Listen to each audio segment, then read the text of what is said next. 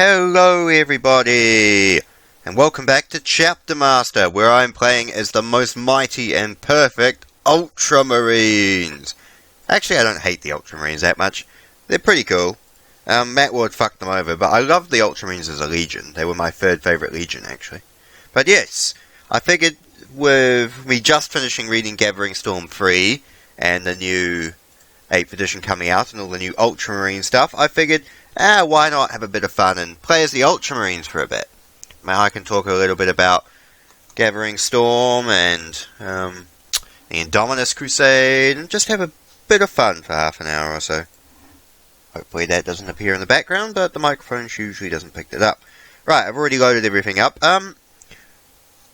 Quick little things. I didn't realise Ferris. I'm not sure how accurate some of these names are, because Second Company Captain is not accurate. Captain Agamemnon isn't there. It's not Captain Galahad. I mean, Cassius, Tigerius, Malleus, Calgar are all correct. They don't have the correct 10th Company Captain. I kind of thought the Ultramarines would be a bit more accurate, but that's alright. Right, so we've left 6th Company on the planet, on Macragge, to defend it. And I reckon as the great Ultramarines, we'll just go have a bit of fun. So I love the Ultramarine start with 2 battle barges. 1, 2, 3, 4, 5, 6. 8 strike cruisers. 2, 3, 4, 5, 6, 7, 8. And 10 escort vessels. It's not an impressive fleet. Although no Macragge's Honour, no Gloriana class battleship. Which I wonder what happened to that, considering it was last seen in the hands of the Red Corsairs. It'd be sad if one of the last Loyalist Gloriana class battleships was in the hands of the Red Corsairs. That would be kind of suck. It's alright though. Ooh. Let's go straight for Orcs, I think. The mighty Ultramarines. Oh, that's the name I added into this game when it was being made. We shall praise all loyal siblings, warriors of the Imperium, as that is what we do, as we are the Ultramarines.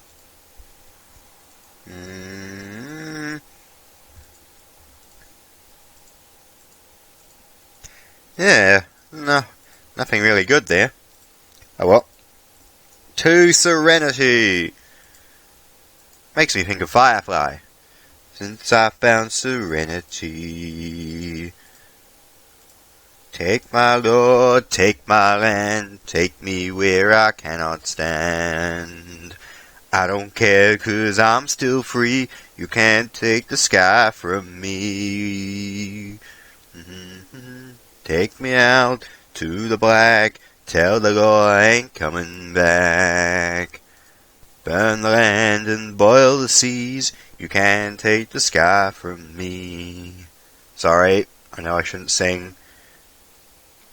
Nice. Alright, but yeah, finished reading Gathering Storm Part 3. I liked it, actually. 1 or 2 little bits of Mary Sudom in there, but overall I was quite impressed. I love Gilliman's, that page in there, which is just Gilliman having the first time to himself after, being awakened after dealing with all the Chaos guys, and finally being able to sit down and think for 5 minutes without fighting a battle. And it's exactly what I'd imagine a Loyalist Primarch thinking, after 10,000 years of being away. What the fuck happened to the Imperium? And the fact that even Gilliman, is just going, wow, better that we had all burned in the fires of Horus's ambition and lived to see this. Just has a real bit of characterization that I really liked. I thought that was good. And I like Gilliman, and Gilliman's, emotions and reactions to that. Because he wants to just go, he says himself, he wants to just go nuts and tear apart his, personal room. He wants to just rage out into the sky about what's happened. Which is interesting, because that's exactly what Rogel Dawn did when he discovered about the Horus Heresy in the first place. If you remember reading Flight of the Eisenstein, when Dawn finds out, he goes into his room and it can't mutate, it's Ultramarines gene seed. It's alright. Probably not a dangerous mutation. Anyway, carrying on, if you read Flight to the Eisenstein, exactly what Gilliman did when he discovered about, not Gilliman, Rogal Dawn did when he discovered about the heresy. He went into his room, his personal chambers, and had a bit of a mope, and then he just tore the room apart, and just really just, went nuts about what had happened. And I like that Gilliman was thinking on the same lines. And I like that Gilliman actually has a bit of emotion to him in this book. He isn't the perfect Mary Sudom, although there is a little bit of that in the thing, like how he fights Brand and stuff like that. But overall, I quite like Gathering Storm 3. I'm looking forward to reading Gathering Storm 1, because I really liked Belisarius Call and Grave Axe and Saint Celestine, and I'd like to read their book as well, which I might do after this. And I'm quite interested in the Fall of the Eltan as well, because I read the stuff about Yvarin and Yenid and the Eldar in this, and it's quite interesting. And I will admit, not to fuel too much 1D4chan stuff, but it was the conversation between Gilliman and Yvarin when they said goodbye to each other was a little Lovecraft Bloomish, but not as much as people make it out to be, in my opinion. Although I must admit, it hasn't stopped there being an interesting amount of fan art for the two, which I kind of thought would have taken sooner to make rather than later, but the fanfic writers have other things to do with their lives, I suppose. Ooh. But yeah, it was interesting reading about the new Primaris Marines that are coming up. A lot of people seem to be divided about them. I'm not too worried because I'm a person of the fluff myself, and it's been established in the fluff that Supermarines are a thing. And, like, Korax tried to do it, Chaos, like, Fabius Bile has tried to do it for a few attempts. Honsu tried to make Supermarines. I mean, it's not a completely alien concept to 40k, so I'm not too fussed about it in that way.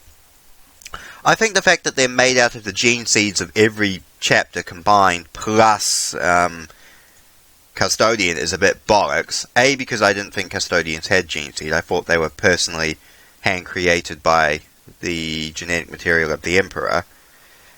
And two, how does that work? Because you have all the advantages and disadvantages together.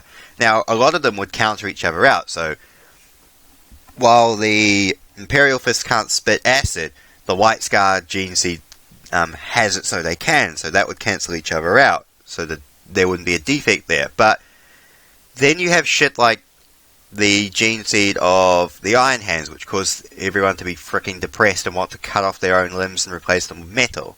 It's established that there's an emotional thing in the gene seed.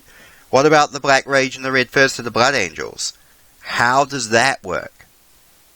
I'm interested to see what exactly would come up in that, because it is a bit like, how do you balance all that? And you can't, I think that side of it is a bit bollocks, but the concept of Supermarines itself doesn't bug me too much. Yeah, I don't know. Although it's interesting that Belisarius Call also wanted to make Gene Seed out of the Traitor Legions. Now, one, I don't see how well that would go down on any level. And two, does that beg the question that the Imperium still has a large supply of Traitor Gene Seed in their ranks? I would have expected all the Traitor Legion Gene Seed repositories on Terra to have been destroyed after the heresy. I expected that's what would have happened. Like, you don't make any more chapters out of the Traitor Legion Gene Seed. I mean, yes, there are loyalist chapters with Traitor Gene Seed, like the Die Orc, like the Thousand Sun Gene Seed went into making the Blood Ravens, and it's hinted that the Kakaradon's Gene Seed is made out of a combination of Night Lords and World Eaters Gene Seed, so I suppose that's okay. But Yeah, I don't know how that would work. It's an interesting concept for Supermarines. I'm not completely opposed to it. Although I do wonder how they would integrate into the current standing chapters. Like, I understand they're operating as Grey Shields, as their own separate formation, before they become members of, the Astartes, like the chapters. But let's put Rhinos at the front. I want to put HQ and Honor Guard at the back. Not disrespectful to Malleus Calgar, but I'd like them to protect the Devastators from any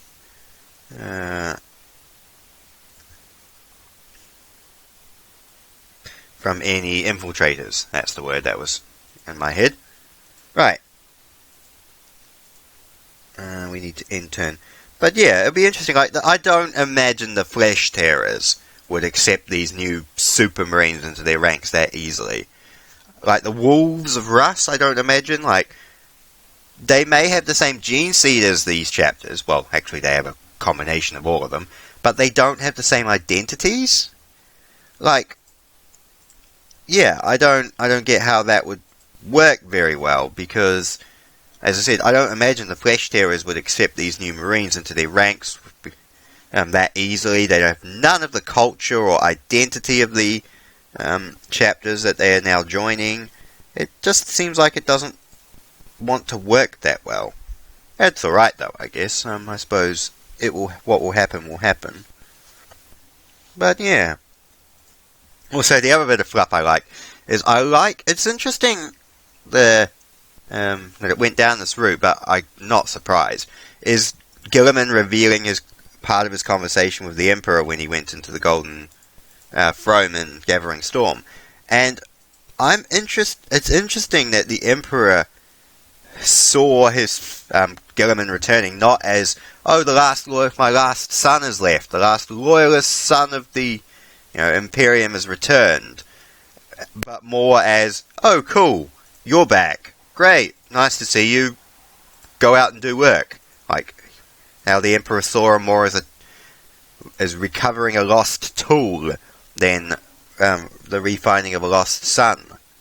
Which is interesting, I must admit. Although, it's not unsurprising because of the Emperor's attitude towards his sons. Like, you just need to read Master of Mankind to get that. But what I'm confused in terms of that is, in the Heresy, when Corax goes to see the Emperor after Isban 5, the Emperor actually comes off as a nice, decent father, if you get what I'm saying. Like, the Emperor is actually kind to him. Like, when Corax requests his permission to launch a final counterattack and, against the traitors and die in a wave of glory, the Emperor actually shows genuine concern for his son and his legion and offers them the gene tech. He heals his wounds and acts actually like a father. And that's interesting, because is it just for different sons, or was it just the difference of writers in terms of that? Because that would be interesting as to how that goes. I don't know. Cool. Well, the Inquisitors finished Inspection, so we can give that to the Inquisition now.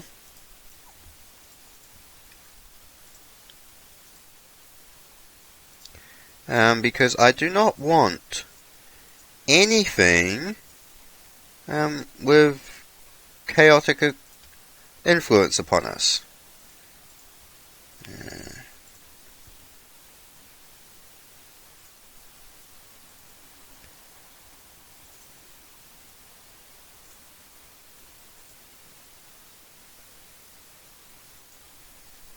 We have a lot of interesting caskets.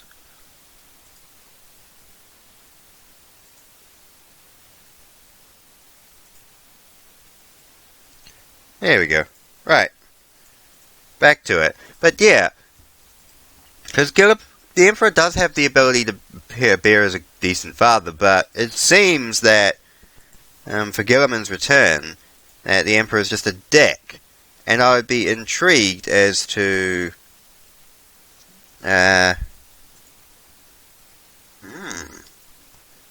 Chaos Fleet, Orc Fleet is inbound.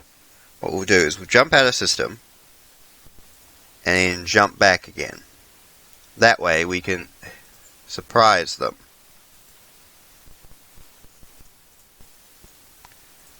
But yeah, I don't know, it's interesting what that has to say. Want a surprise attack on the Orc world. Oh, that's a good fight. Go! But yeah, it's interesting. I like to see what more happens with 8th Legion. I am looking forward to it, I will admit. There are some things that have bugged me off, like the handling of the Blood Angels fluff.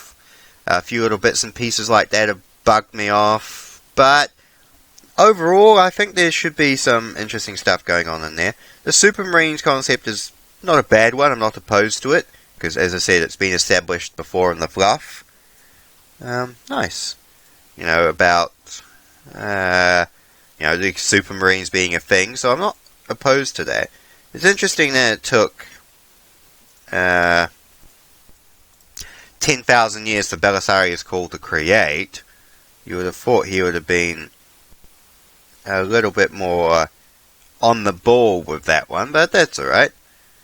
And yeah, a few little things are goofy, like the hover tanks for the Primaris Marines. I think that's a bit dumb. Nice to see grab technology again, but it's still a bit dumb. The Custodians doing their thing is good. I like that. I like the Custodians getting out and actually doing shit for a change. The Sisters of Silence are back, which is awesome. I love that. Overall, not too bad. I'm not down on the Ultramarines because it doesn't seem there's too much. Well, there is a little bit of Matt Ward style masturbatory material in Gathering Storm and in general, like with the Ultramarines having to save the Blood Angels, which I think is insulting. With, killing Scarbrand and stuff like that in Gathering Storm is a bit off, but overall I'm not opposed. Although, just thinking about it again, I love the conversation, just back to Gathering Storm, between Gilliman and Magnus. I loved how when all the other, like the Trade of Primarchs, like when Fulgrim and Mortarion discovered that Gilliman was alive again, how they were all pissed off. And Magnus was just like, that's funny. And the conversation between them, was quite cool. And I love to see the Primarch interaction, because I think the Primarchs are probably one of my favourite characters of 40k, but I think to see them after 40,000 years interacting together would be pretty cool, and I like that.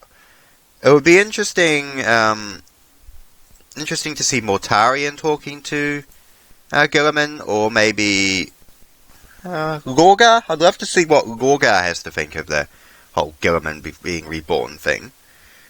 I mean, that would certainly be interesting. We'll see what happens, but I'm hoping more will come out of that. And I'd like to see some Loyalist Primarchs return aside from Gilliman, just to maybe mellow out the whole, Gilliman is the best, greatest thing. Maybe the Lion returning and disagreeing with Gilliman about the Supermarines, or maybe Vulcan or Khan. Maybe the Yanari could save Khan from Komora, or from the Webway, or wherever he's been. I think that would be a nice little bit, touch and go sort of thing. That'd be pretty cool. There's rumours of Sanguinius coming back, which I don't know how you'd do it. You'd have to put the tie to Sanguinor into it, obviously, but I thought that Sanguinius was dead. Like, even his soul was obliterated, because I remember reading some fluff somewhere that the Emperor stood over Sanguinius' corpse and got nothing from him, like, he was completely dead. So I don't know how you'd bring him back to life. And I don't know if they should, like, it's a whole concept of media in general. A noble sacrifice, I'll accept that. Where do I have to go? Oh yeah, let's go. Let's see if Necron tombs work in this. I'd love to see if they do.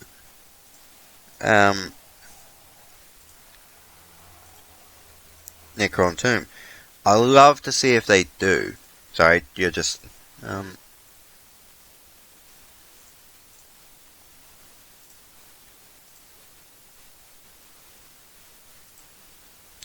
hold on. Sorry, I want to see if... I want to see if... Like...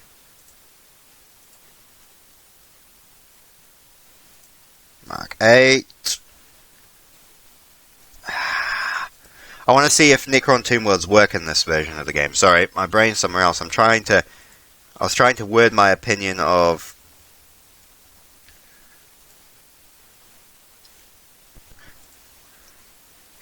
brain. Okay.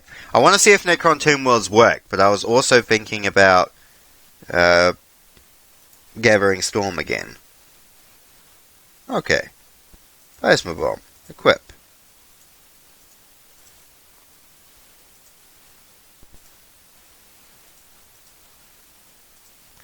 No. Re-equip.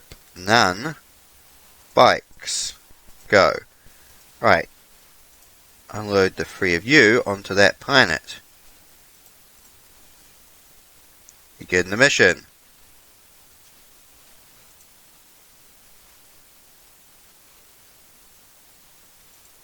Yay! I think I just want to play the alpha from now on, because Tomb Worlds actually fucking work, unlike the mod, where you just end up having to glitch out or rage quit. Oh, this is much better. Yay! Oh, fuck you, Games Workshop. Why did you have to kill this project? I've said this before, but I'll say it again. If Games Workshop were worried about this, they should have taken it on themselves. Or given the right... Or maybe the person in charge of this Duke could have paid, I don't know, $1,000 or something to have the rights to this... For the 40k stuff. For this game. And then carried on making it. You could have put it up on Steam, like Steam Greenlight. Well, it's dead now, but... you could have put it up on Steam, and you could have, maybe charged like $2 for this, and that could have gone back to paying back Games Workshop. I would have paid $2 for this if it was finished. Even if it was like finished and worked, like this version does, with all the art assets, I would have paid $5 or something for it. It's a pity that this went down the road it did, because the mod is just not as superior as this version. And this version's like dead. You can't get it anywhere. Necron Tomb Worlds work. The combat's fine and fighting. The art assets actually add some light to it. I mean, just the simple fact of that, in my opinion, just adds some life to this. Look at that. Look. Look. Well, it doesn't work for vehicles, but most of the art assets are in. See, look, Devastator. Look, he's even holding a las cannon. Oh my gosh, look. He's actually holding a heavy bolter. He's holding a las cannon. He's got an assault. It's just... These little features about this make it so much better and smoother and nicer. And the little bonuses, like when we were playing against the Blood Angels the other day, well, a week ago I suppose, the fact that there was like a ship crashed into a planet that you could rebuild with requisition. The fact that these little things are in there just adds so much life to this. Oh well. But yes, gist of the conversation, Gathering Storm 3 is pretty good. Looking forward to 8th edition, but maintaining cautious optimism. And hoping they do something good with it. I'd love to see some more Loyalist Primarchs return. I'd like to see Lorgar, Angron, and Petarablo return. See what they make of the situation. Supermarines are not that bad a concept, but I think the execution of them could have been a bit better. And Gilliman isn't that bad a dude. And the Emperor's still a dick. All things we already knew, really. So yeah, I had a lot of fun making this. I'm going to carry on making more videos and stuff for you guys. I'll keep doing maybe 1 or 2 Chapter Masters a week, because now the game actually fucking works, I'm having a lot more fun with it. Eternal Crusade, I'm still playing a bit of that. It's taking a while to reinstall some games on this new PC of mine, so it'll take a bit. I probably won't reinstall the original Dawn of War just because it's going to be so much of a hassle to install all the games of the original and fire up and get all the mods working again. So, and then when the Steam sale comes in the middle of this month, I might actually buy Dawn of War 2.